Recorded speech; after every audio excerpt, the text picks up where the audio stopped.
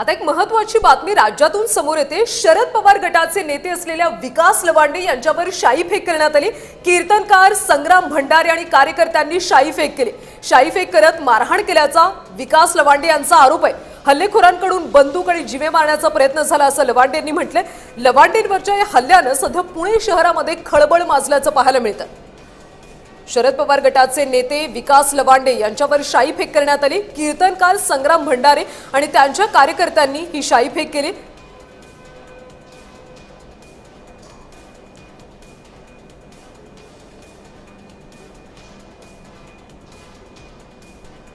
वारकरी संप्रदायातील संग्राम भंडारे आणि काही 10-15 गोरक्षक होते। सगळेजण 2-3 गाड्या होत्या आणि त्या सगळ्या गुंडांनी मला रस्त्यात निर्जन स्थळी अडवलं।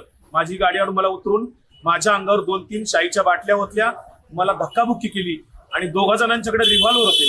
ते सगळेजण मला जीवे मारण्याची धमकी देत होते। त्यात लोक जमत असताना ते मात्र तात्काळ पळून गेले। मी त्या सर्वांचा निषेध करतो। संग्राम भंडारे आणि त्याच्या सोबत आलेले सगळे जे काही 10-15 गुंड होते, गाड्या घेऊन आलेले, त्यांच्यावर पोलिसांनी तात्काळ कायदेशीर कारवाई करावी। मी लोणी काळभोर पोलीस स्टेशनला इथे फिर्याद देण्यासाठी आलेलो आहे। जोपर्यंत त्यांना सर्वांना अटक होत नाही तोपर्यंत लोणी काळभोर पोलीस स्टेशन येथे माझा सत्याग्रह सुरू राहणार आहे। आणि या सगळ्या संदर्भात आपण अधिकची माहिती घेऊयात। आमचे प्रतिनिधी प्रीतम पुरोहित फोन लाईन वरून जोडले गेलेले आहेत। प्रीतम, आपण पाहतोय की या सगळ्या घटनेनं पुण्यात सध्या खळबळ माजली आहे, कारण अशा पद्धतीनं विकास लवांडे यांच्यावर निर्जन स्थळी शाईफेक झाली। नेमकं काय घडलंय, का शाईफेक करण्यात आली?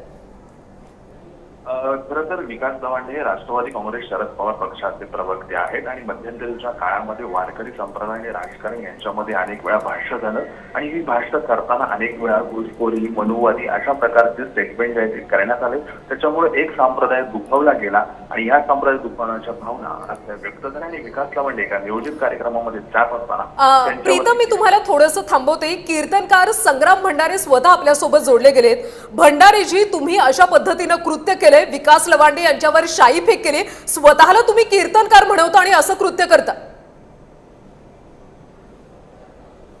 कौलय भले तरी देऊ का त्याची लंगोटी, नाठाळाचे काठी दिसू माता, मऊ नवने आम्ही विष्णुदासकडे नवाजर बेदवायचे।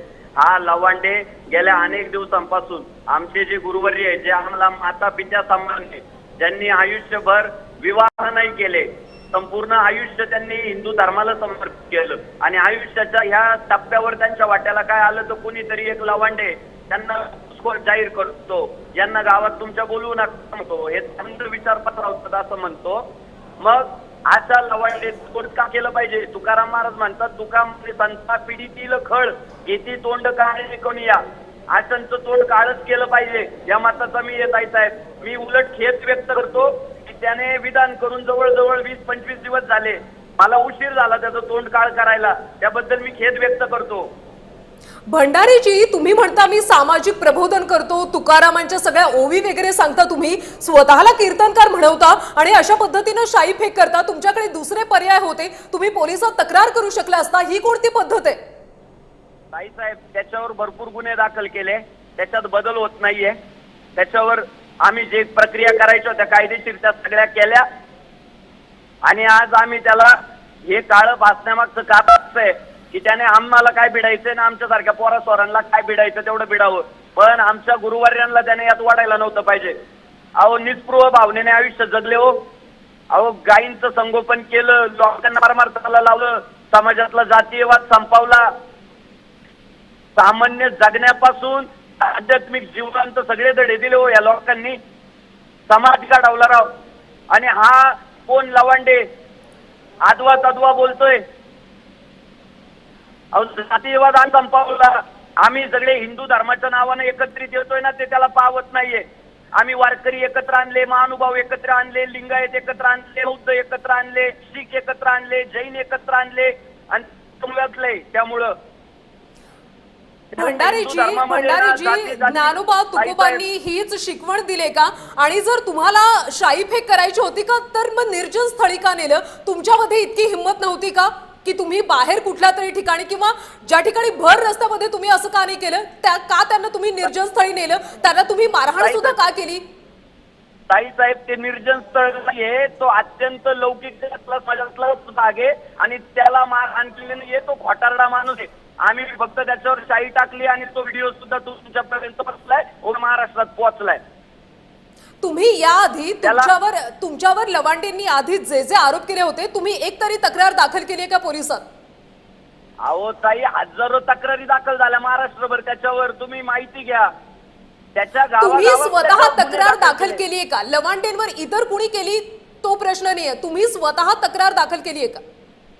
ताई साहेब, आम्ही वारकरी संप्रदायाचे जे सदस्य जे आहे एकमेकांचे पावले आम्ही आमच्या भावंडांनी केली ना. मग तुम्ही स्वतः का नाही केली? तुम्ही वारकरी संप्रदाय स्वतःला म्हणवता, अशी सगळी कृत्य करता, शाईफेक करता, मग तुम्ही हिंमत दाखवून स्वतः पोलीस स्थानकात जाऊन तक्रार का केली नाही भंडारीजी? हो ताई साहेब, आम्ही पंढरपूरमध्ये आमचे रामकृष्ण महाराज वीर यांच्या मार्गदर्शनाखाली त्यावर पंढरपुरात तक्रार दाखल केली. वारकरी संप्रदाय आता तुमच्या या कृत्याचं समर्थन करते का? हे बघा,